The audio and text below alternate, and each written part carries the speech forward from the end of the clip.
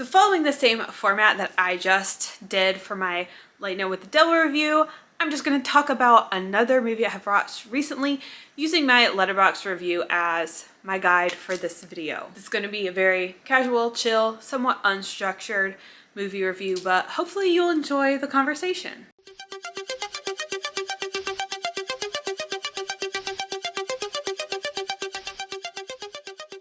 Today we're talking about Horror in the High Desert. This was released in 2021 and is directed by Dutch Merrick. Hopefully I said that right. There won't be spoilers in this movie, but I am going to talk about like when it gets interesting. So how did I come upon this movie? You know, typically I am choosing from my collection of DVDs I have yet to watch, or I'm going for something a little more full moon or a little more 70s, right? But lately I have been finding myself craving some found footage and just in general wanting to be scared. I feel like I haven't been like truly scared in a while. So I don't know why like I keep thinking found footage is going to be the most appropriate avenue to finding fear. But okay, so it's really like I need a paranormal movie, right? So what I did was I got on Google, and it's so dumb, I know. I got on Google and I was like, paranormal found footage movies. Google doesn't even understand what paranormal means, but okay. So I did see this title, Horror in the High Desert, and it's a good title. And I don't know, maybe I've heard of this movie before or something, but I watched the trailer and I was like, that looks decent. So, Horror in the High Desert it was. This isn't exactly a found footage, it's more of a mockumentary, but it does have found footage inserted into the film.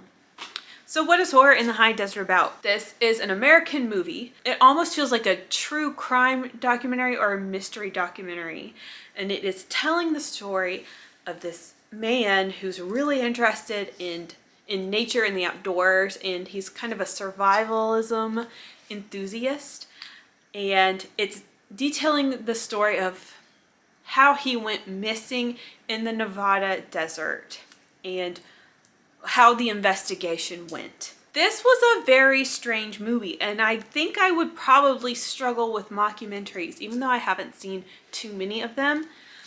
I struggle with mockumentaries because when I'm watching a documentary, my brain is like absorbing this information because my brain knows that it is real and it's probably important, right? So watching a mockumentary, my brain is still doing the same thing, yet none of this is real. You know, like why am I getting an education on something that isn't real? You know what I'm saying? I mean, this, granted, to its credit, was really well done. So I think that anyone who was watching this that didn't know it was fictional, like they would think it was real.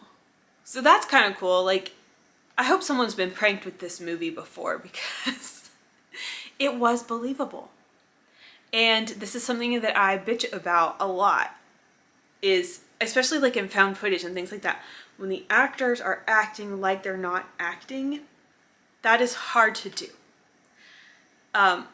It hardly ever works, but in this movie, it really freaking worked. So this man who went missing in the desert, his name is Gary, and the mockumentary talks to Gary's sister, his roommate, a private investigator, and also a journalist who was covering these stories. And we learn a lot about Gary's life and Gary as a person. It just feels like they're just taking up our time. You know what I'm saying? Like, none of this matters. I want to know what happened to Gary. I want to know what's in the desert. You know what I'm saying? Like, I don't care that he likes trains.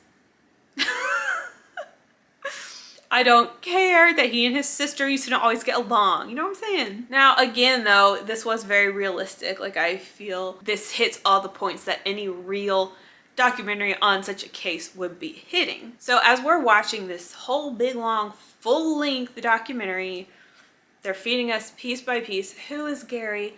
What was the timeline like? What happened to Gary? And then we get more and more like revolutions in this investigation until finally like the last bits of evidence are presented to us. The way I divided up this Letterboxd review was like some pros and some cons. So let's talk about the pros. Again, I kind of already touched on this. The acting was really good and the mockumentary seemed very authentic. And even though this wasn't necessarily a paranormal found footage, I got what I wanted, y'all. I got scared. I got so scared. I had to pause this movie. I had to take breaks and just say, oh fuck, oh fuck, oh fuck, oh fuck, and breathe. So it was very effectively scary. Okay, like the tension was so real. So basically at the very end, there's this stretch of found footage. I'd say that first half, hold on, is this reversed? That first half of that final stretch, like that is the sweet spot. Like that is when it is just scary, mysterious. You're like, what is about to happen? But this brings me into the cons. I found it really kind of weird. Again, that we're watching this whole big thing, this whole freaking hour and 15 minutes of us, like, this isn't real. And I know no horror movies are real, but you get what I'm saying? Like, why are we getting all this information that isn't necessarily pertinent or interesting just to get to that scary part at the end?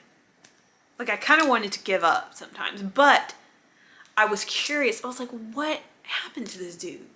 Like, what do they keep alluding to? What am I gonna find out when I get to the end of this movie? I feel like I should be showing off my shirt.